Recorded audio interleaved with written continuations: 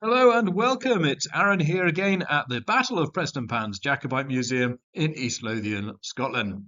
And this time it's our 13th video update on our What If interactive wargame campaign, imagining what might have happened in 1745 and 6 if the decisions had been taken for the Jacobite army by our social media followers. Welcome to our new subscribers. I hope you've been catching up on how things have been going so far. And welcome back to all of those who've been following loyally since we began. Now, last time in our videos, we had the dramatic events, the double battle at Tunbridge and Sandridge. This time we're looking at what has been happening in the weeks that have followed as the campaign moves into February 1746. And let's see if the Jacobites can get themselves out of the pretty difficult scenario in which they now find themselves. So for much of this video, we're still dependent on our 1750s map of the southeast of England, and this reminds us where the previous battles took place. Tunbridge down there at the bottom in Kent, where the large blue blob is the French army that has moved up from its base at Hastings and is attempting to cross the Medway, and the smaller red blob opposing them very successfully was the Hessian army and some local militias. Further up on the northern side of London, just outside St Albans, we had King George II, and virtually every man had been available to strip from the south of England to defend against the oncoming Jacobite army of Charles Edward Stuart, which, of course, you'll remember, he triumphantly defeated. Now you might say that during the course of the conflict so far, our British Army Council of War has alternated between extreme caution and flashes of great boldness. And it was the boldness of George II's march out of London to intercept the Jacobites as they came south that really set the groundwork for his victory at Sandridge. But in the wake of that victory, and after 2 days of bloody fighting in which the British Army did take a substantial amount of casualties, he's decided to go back to a more cautious approach. So whilst the cavalry have been detached to pursue the Jacobites, they have been specifically given instructions not to get too close, not to engage, and rather just to follow. In the days after the Battle of Sandridge, then, the Jacobite army, that's the northernmost blue circle, retreats straight up the Great North Road along the route that it had come down, pursued at some distance by the British cavalry under General Hawley. Another day behind them comes much more slowly the British infantry under the Duke of Cumberland, although they've lost some of their strength as George II has returned to London with them, not only to celebrate the victory, of course, but to ensure the capital is not left unprotected whilst there's a French army in Kent. The marine regiments that fought so well during the battle at Sandridge, they have returned to their ships, and that may well allow the Royal Navy to play a greater part in the campaign than has done so far. Now, there's no two ways about it. Prince Charlie's army has been badly bloodied at Sandridge. It's lost a considerable number of men, especially amongst its Highland regiments. But it is still in the field. It still has its baggage and its artillery, and they are clearly not in the mood to contemplate defeat. When the Jacobite council poll opened, the votes were very strongly in favour not of a retreat back north, whether it was through the east coast or the west coast, but instead an attempt to swing round as far west as possible in order to link up with the French forces in Kent. It was simply felt that it was too politically dangerous to abandon the French or be seen to abandoning the French when they'd risked everything by coming over to support the Jacobite rising.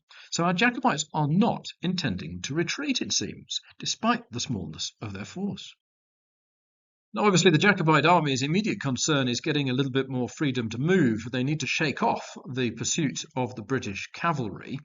You can see the British cavalry advance up the Great North Road down there at the bottom right of this snippet of an 18th century map of Bedfordshire. This is the plan that I gave to the British Army Council, with the blue dots indicating the confirmed locations, sightings of bodies of Jacobite soldiers. Now, at this point, the British cavalry had to decide whether they were continuing up the Great North Road through Biggleswade and heading north, or whether the sighting of Jacobites at Shefford might indicate a possible swing towards Bedford or even further out to the west.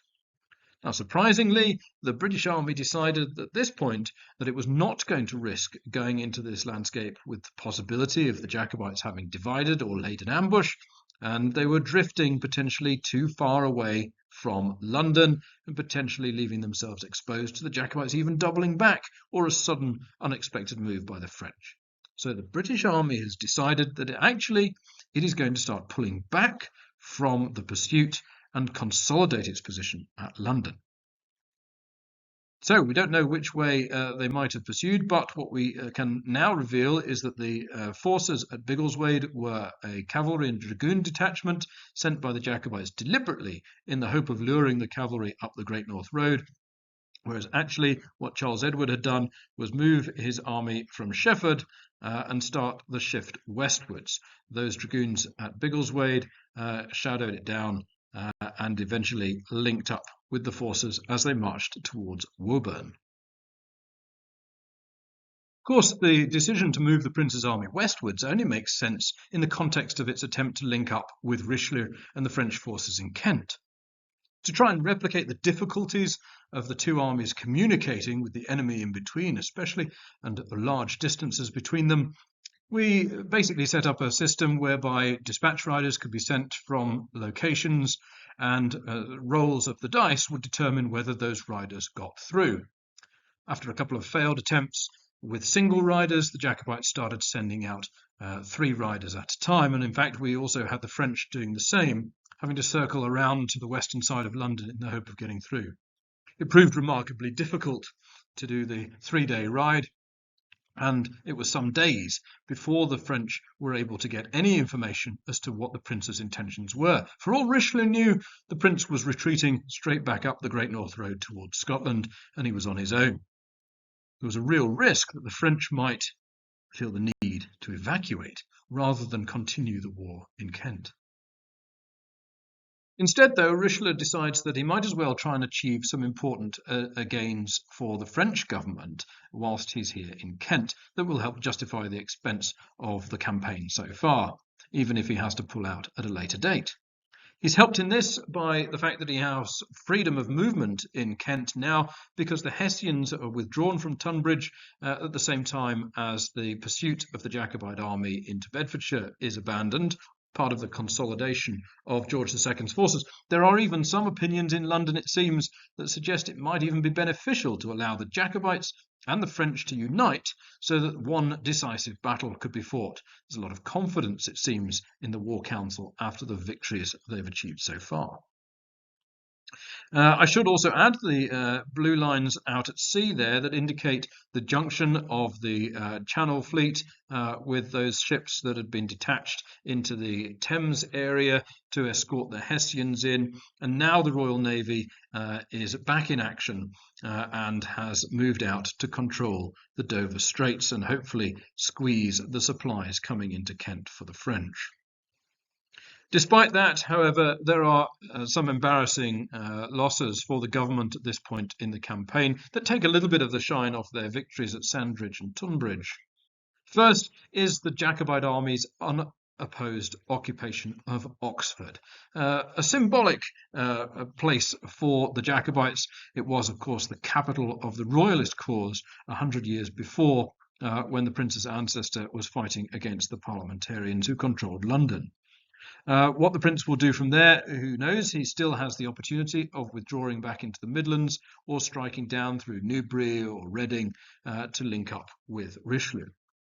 Richelieu, meanwhile, has not moved westwards towards the Prince, although he's still sending messengers out. Instead, he has moved up the Medway to Rochester, and from there, the French come to Chatham. I was surprised to discover that in 1745, Chatham Dockyard was virtually undefended from the landward side. It'd be another decade or so before the much talked about but not implemented plans for a major series of defences would be put into place. So there's not much to stop Richelieu from doing incredible amounts of damage to the Dockyard, a blow to the prestige of the Royal Navy and a boon to the French global war aims, perhaps, some way to justify the expense of this expedition and some way to alleviate the damage done to Richelieu and his reputation by his defeat at Tunbridge. As soon as they had destroyed the dockyard, the French army withdraws, and finally, at this point, it receives word from Charles Edward Stuart that the Prince and his army are in Oxford. Now let's set aside these great events as they're taking place for a few minutes, because we want to zoom in on the events of the Great North Road in Cambridgeshire. In fact, we're going to meet some old friends of ours, Monaltrie's regiment, who, as you might recall from a couple of videos back, had been relieved of garrison duty at Newcastle and were rushing on south in the hope that they might still be in time to join Prince Charlie's army for its celebratory entry into London. The Duke of Devonshire had attempted to block their path near Wetherby, and there was a skirmish at Walshford. But a rather embarrassing affair, as it turned out. The militia had been ignored, and Monaltrie had simply marched through their fire and continued southwards. Now, the Duke of Devonshire was determined to make the most of his victory. It helped with morale in the north of England, for sure, gave them a boost for their recruitment rolls, which we might come back to in a little while. But also Devonshire wanted to make sure that Monaltrie's regiment didn't get through. It had become a personal issue, I think, for him. He also had a stake in the actions of the Derby Blues, which he'd helped to raise. So he sent orders to them, ordering them to close the Great North Road further south and block Monaltrie's path.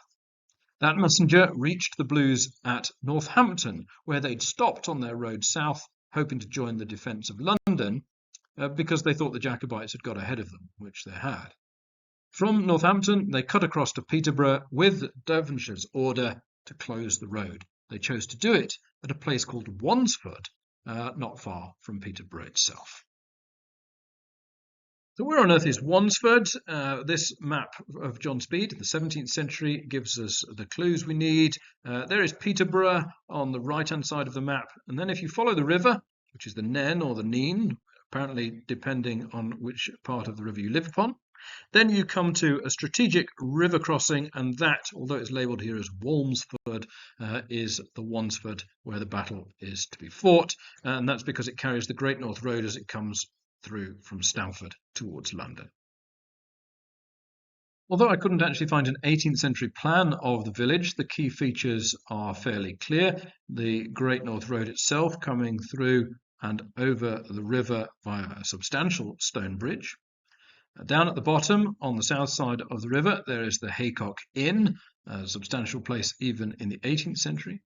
There's the strategic crossroads, as the east-west road crosses the Great North Road. There is the small parish church, apparently once the smallest in England, and the village itself alongside it. Between the village and the river, there's open spaces, basically a floodplain for the river. It is into this landscape that our two forces are going to deploy. The Jacobites will come in, of course, from the north, and the Derby Blues are there ahead of them to prepare the defences.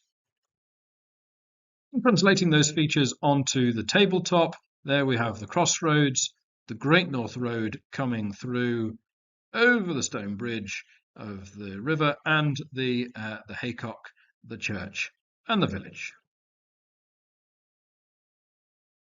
I was able to find online the 18th century view you see here, late 18th century, I must say, of the Haycock Inn and the stone bridge. The bridge is a very substantial affair, wider than the river, of course, to accommodate the tendency to flood, it seems, and the village over there on the other side. And we managed to get a reasonable representation of the haycock, the bridge, and the church beyond the village there. Now, the York militia had not defended the crossing at Walshford in Yorkshire particularly effectively, and they'd left the road open, concentrating their defence on the buildings either side of it. This time, the militia have decided they are going to physically close the road and force Monaltries to engage. Again, though, they have decided to divide their unit into two detachments. The first is forwards up here at this rather thin barricade on the road. And from this position in the village, their fire is able to command the crossroads. Now, that was important because it means that Monaltries were not able to avoid the confrontation and decide to link off towards the west, for example, which would, although Monaltries might not have known it, have brought them actually closer towards the direction of march of the main Jacobite army. So this portion of the defenders is forwards enough to engage on Monaltries as they appear in front of the village and prevent them from simply marching away without engaging. Further back on the bridge itself, the rest of the Blues have made a very substantial barricade blocking the route across the river, and so Monaltries will have to fight through the first barricade. Then, if they're successful, they will then have to fight through this one too, which we've given particular strength for the purposes of the game. So here we have a slightly higher elevated view of the British position, part of the Blues forwards at Cheval de Frise closing the road through the village, and the reserve there on the main barricade on the bridge. And so Monaltrie leading his column down the road. He this time isn't ambushed like he was at Walshford. He can see the militia on the open road, and so he can take appropriate actions. Just out of musket range, he decides to divide his regiment into two as well. Successful order, and from there he forms them into line and prepares to direct one towards the barricade and the other linking through the yards of the gardens behind in the hope of being able to take the barricade in the rear. So here are his first companies exchanging fire with the militia at the barricade. This is not the most devastating exchange of firepower you'll ever see. Both the Highlanders and the militia, especially since they're reduced to small units with very low shooting values for this skirmish. Meanwhile, the rest of Monaltrie's men are working around into the yards behind the village on the eastern side. But of course, as they come out onto the floodplain, they realise they're not able, as planned, to get round the back of the houses and take the barricade in the rear because of that second line of defence on the bridge itself. So, moving forwards onto the open space beyond the village, they begin a small arms fire with the defenders. They're very fortunate in this, actually, because they do get first blood of the engagement, and it was no easy feat. Again, small shooting values for these soldiers, and of course it's an obscured target and a defended position. Nevertheless, they do manage to inflict the first casualty of the day on the Blues on the bridge. Less surprising, however, is that a casualty is inflicted upon them in turn by the return fire of the defenders. Down in the village itself, the firefight is more one-sided, with the Jacobites coming off worse from the first exchanges. Monaltrie is unlikely to sit here in the open, getting shot at by a defended enemy. Now, despite the terrifying nature of the Highland charge, the barricade helps to stiffen the resolve of the Derby Blues, and in the initial clash of arms, they hold. It is, however, a temporary reprieve only, and when they are forced to take a break test, they roll poorly. The Derby Blues' first detachment is routed from the field. Monaltrie's men don't quite get the distance that they need in order to charge the next barricade straight away, so they're forced to stop at the foot of the bridge and exchange fire with the defenders. Now, at last, there is a numerical advantage for the attacking Jacobites. And with the fire having inflicted another casualty on the Derby Blues, Monaltrie's first detachment storms in, but this barricade is very tough indeed. It's difficult for the Highland broadswords to get a reach across to the soldiers beyond, or the longer reach of those bayonets manages to hold firm against the initial charge. And in fact, when the fighting is renewed for another turn, it is the Jacobites who are driven off in disorder. Half of Monaltrie's men are driven from the field. At this point, he has the option of being able to disengage if he wishes, but instead he throws everything at that barricade. One last charge. And the closing fire of the enemy does nothing to the clansmen as they surge in, and having already taken some hits through the fire, the Derby Blues are finally overwhelmed. So Monaltrie's men secure the bridge, overrunning the barricade and dispersing what remains of the Derby Blues. Successful, Monaltrie is able to maybe take a celebratory pint at the Haycock Inn, although, of course, the taste will have been slightly dampened by the fact that he's lost nearly half of his force trying to force through the two barricades. It will be a small unit that marches on to join the Prince at a time when he needs every available man. So a qualified victory for our friend Farquharson of Monaltrie. Looking then at our favourite map of the southeast of England, Monaltrie's men finally move on to this map, the dotted blue line at the top. We can assume that they probably heard the news of the Jacobite defeat at Sandridge from wounded men after the skirmish at WANSFORD. But he pursues down because he's only just a couple of days away from where the Jacobites are likely to be. He gets to Biggleswade, hears confirmation that the Jacobites had swung westwards, and so he does the same. Meanwhile, the Prince and Richelieu are still trying to get messengers through to each other, and they have now successfully received one at each end and concerted a plan to try and link up at Reading.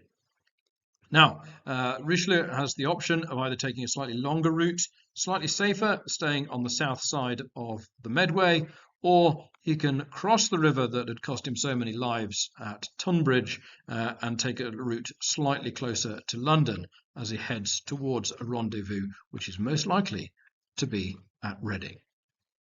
Meanwhile, as I've mentioned, out at sea, the British fleet has now closed the Dover Straits and is blocking any French supplies getting through to Kent. The French, in response, have started assembling a war fleet of their own. That's not quite the end of our story for today, because we do have to turn our attention back to Scotland, because news of the Prince's defeat at Sandridge has now crossed the border. Now, the Jacobites had been very successful in the early stages of this campaign of suppressing resistance within Scotland. You have to go a long way back through the videos to look back into this, but there have been skirmishes at Ardeshir, north of Inverness, at 9 Mile Bridge near Fort Augustus, and, of course, a large-scale action at Glasgow, which had seen the suppression of the obvious centres of resistance to the Jacobite army's occupation of the main centres of power. However, there hadn't been any armed uprising in the name of King George in the southwest of Scotland, where there remained widespread support for his administration.